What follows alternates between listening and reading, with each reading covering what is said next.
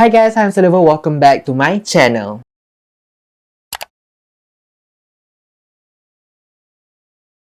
Okay guys, so video kali ni saya nak buat reaction video dan video yang saya nak react ni adalah video daripada ML Studio. Tajuk dia Bela Hamster Do's and Don'ts. Jom kita tengok video ni. Hai, sekali ni kita nak sembang topik yang santai-santai sahaja iaitu mengenai hamster.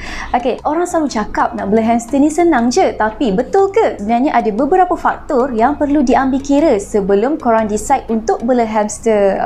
Yang pertama, jenis breed. In general, hamster ni ada jenis breed. Untuk hamster, kalau nak lebih tepat, kita gunakan spesies tau. Sebab hamster ni dia berbeza spesies, dia bukan berbeza baka. Maksudnya dia bukan baka winter white, dia bukan baka Roborowski, dia bukan baka Campbell. Tapi dia spesies winter white, spesies Roborowski, spesies Campbell, spesies Chinese, Dan setiap hamster yang berbeza spesies ni kita tak boleh kahwinkan. Kalau nak lebih tepat, penggunaan spesies tu lagi bagus lah. Lagi tepat. Alright?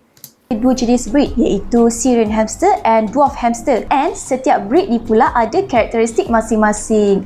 Sebagai contoh, Syrian hamster atau dikenali juga sebagai golden hamster atau teddy bear hamster. Saiz dia agak besar iaitu boleh mencecah sehingga ke 7 inci, hampir 2/3 daripada saiz seekor tikus dewasa. Syrian hamster ni adalah solitary animals, jadi tak boleh bela lebih daripada seekor. Boleh nak bela lebih daripada seekor, tapi letak dalam sangkar yang berasingan. Untuk dwarf hamster pula, usually yang kita selalu nampak dekat pet store tu adalah jenis Roborowski, winter white dengan Campbell.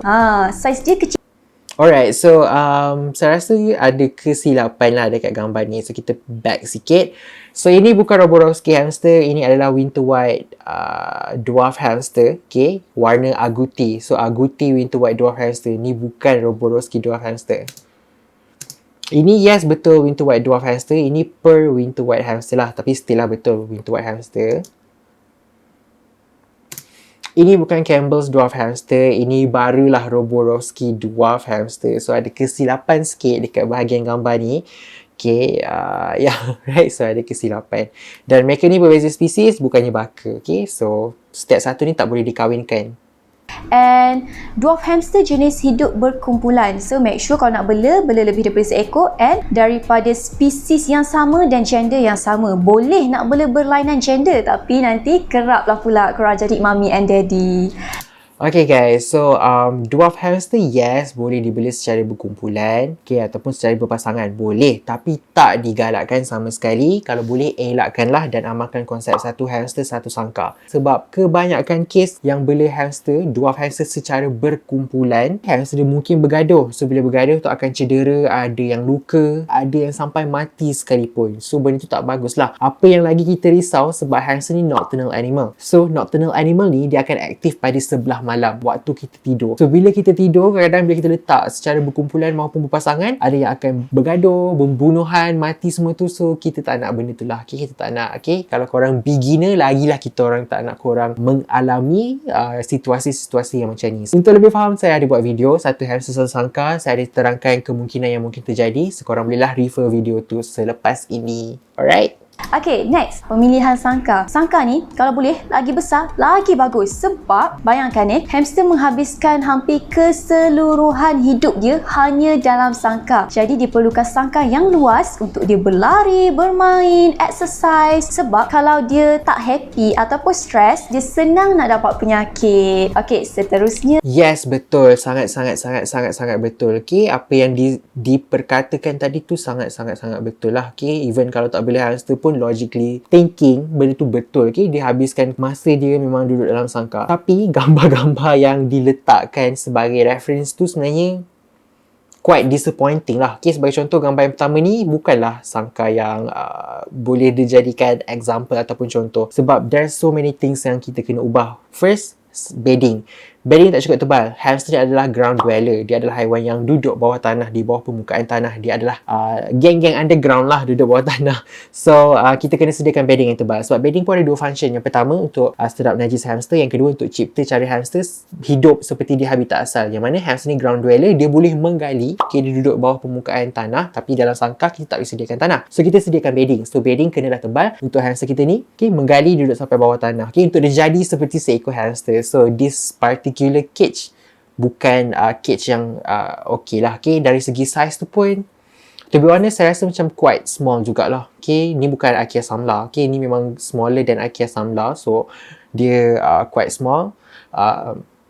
Not a good cage lah. Okay, dia punya wheel tu pun saya rasa macam agak kecil. Okay, mungkin kena upgrade. At least Syrian hamster kena 28cm ke atas. Macam tu lah. Okay, so this is not a good cage juga lah untuk nak dijadikan reference. Okay, so satu lagi cage ni pun dari segi mata kasar kita. Okay, nampak macam okay kan? Nice, semua ada complete. Ada wheel, ada cooling plate, ada pasir, ada hideout, ada rumah, makanan, semua-semua nampak complete. Tapi dari segi size, not a good hamster cage lah. Okay, dari segi size, still too small untuk seekor hamster. Kalau bedding pun tak tebal tau. So, kalau kita letak bedding yang agak tebal, wheel tu dah tak muat.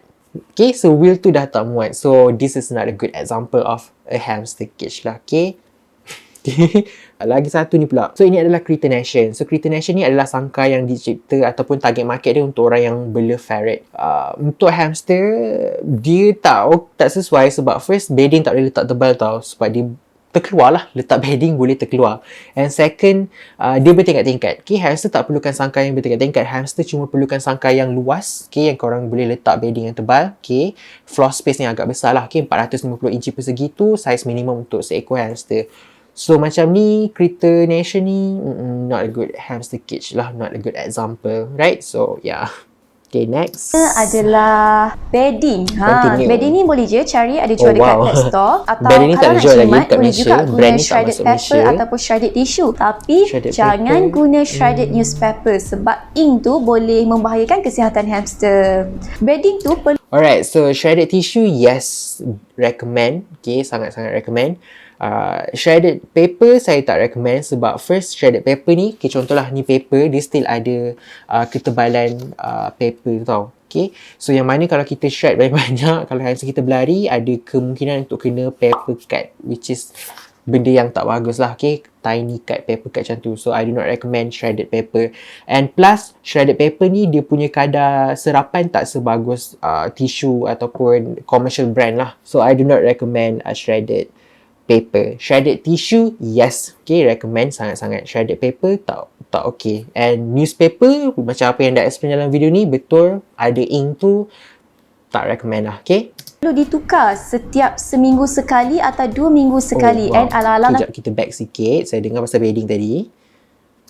bedding tu perlu ditukar setiap seminggu sekali atau 2 minggu sekali. And ala-ala nak tukar bedding tu, bolehlah juga make Okay, so benda ni, okay, yang tukar bedding setiap seminggu sekali, 2 minggu sekali ni sebenarnya cara penjagaan yang agak lama lah, okay, outdated. Plus, tak ada dah orang yang cuci sangkar hamster seminggu sekali, 2 minggu sekali. Sebab kita tahu, kalau kita cuci sangkar hamster kita terlalu kerap, hamster kita boleh stres. Dan saya ada buat juga video mengenai bila perlu cuci sangkar dan segala bagai tu. So, korang boleh refer video yang saya dah buat sebelum-sebelum ni untuk korang lebih faham. Sebab kalau nak terang satu-satu pun, memang agak panjang, right? Kalau nak tukar bedding tu, bolehlah juga make sure korang bersihkan sangkar, basuh sangkar dia, cuci bekas makanan, bekas minuman. Tetapi, najis dia. Yang itu betul. Okay, cuci bekas makanan, minuman semua tu kita boleh buat secara berkala, seminggu sekali pun boleh, tak ada masalah. Tapi tukar bedding tu kita tak disarankan untuk tukar seminggu sekali sebab yelah boleh buat hamster kita stres. Perlu dibersihkan hari-hari. Yang tadi tu, tukar bedding, cuci sangkar tu adalah weekly routine. Cuci najis ni pula hari-hari kena buat. Senang je. Just buang bahagian bedding yang terkena najis tu and bersihkan sikit tempat tu dengan air. Lap-lap sikit, settle. Okay, so ni gambar ni daripada YouTube Victoria Rachel. So, apa yang Victoria sendiri buat pun, dia tak cuci sangkar tu secara tukar the whole bedding tu secara mingguan. Tak, sebab itu method yang lama. So, sangkar dia sendiri pun besar.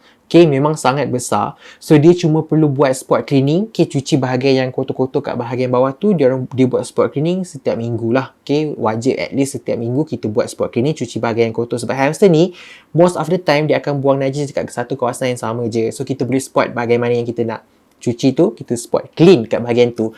Kalau macam deep cleaning, tak boleh tau buat seminggu sekali macam ni. Bahayakan hamster kita lah. Hamster kita boleh stres. Okay. So, kalau nak lagi faham, nak dapat lagi banyak pencerahan, pergilah tengok YouTube Victoria Rachel ni. Dia memang explain from A sampailah ke Z. Okay. From 0 to the whole thing yang kita tak tahu pun pasal hamster, dia memang ada explain dalam dia punya video. Okay, video dia pun dah beratus-ratus dah. So just go and watch Victoria Rachel. Please go and watch her. Lagi satu, okey. Jangan sesekali mandikan hamster dengan air. Dekat pet store ada jual satu pasir mandian khas untuk hamster. Nanti korang just letakkan pasir mandian tu dalam bekas and letakkan hamster kat dalam bekas tu. Nanti hamster tu akan golek-golek kat atas pasir tu. Comel je. Okey, next. Dia golek sendiri tak? Makanan boleh je. Dia golek sendiri, okay? Hamster akan golek sendiri. Tak perlu kita nak gaul-gaul macam cekodok. Okay, if you know what I mean. Okay, just don't do that. Makanan boleh je beli yang jenis pellet, ada jual dekat pet store. Sebenarnya hamster ni boleh makan sayur-sayuran dan buah-buahan, tapi bagi seminggu dalam 2 atau 3 kali sahaja and dalam kuantiti yang sedikit, sebab kalau terlebih bagi dia boleh dapat diarrhea. Okay, and kalau ada bajet lebih sikit boleh juga beli chew stick. Hamster ni dia punya gigi Technically bukan kalau ada bajet lebih. Chew stick ataupun chew toys ni memang wajib kita beli, sediakan sebelum kita dapat hamster. Okay, wajib ada. tu constantly growing. Jadi dia perlukan something untuk dia asah gigi dia. Otherwise gigi dia akan jadi terlalu besar. And last but not least, toys. Hamster ni sangat suka bermain. Tak perlu pun beli fancy toys yang dijual dekat pet store tu. Boleh je reuse balik toilet paper rolls ataupun kotak tisu atau PVC piping atau apa-apa sahajalah yang bentuk macam tube or tunnel. Itu sahaja antara basic things yang korang kena tahu sebelum decide untuk bela hamster. Ya ke? Ya ke? Satu lagi yang dia terlupa adalah hamster wheel, okay? Ataupun roda hamster. Itu pun wajib kita sediakan sebab hamster boleh berlari hampir 8 ke 9 km pada satu malam. So, wajib ada hamster wheel dalam sangkar hamster kita, okay? Mungkin dia terlupa lah. Right? So, yeah, totally understand that. The opinion expressed here are solely those of the speaker. They do not reflect the opinions or views of ML Studio. Alright, so itulah video daripada ML Studio. So apa yang saya boleh cakap, video ni banyak benda yang betul, tapi ada juga benda yang agak outdated lah, okay?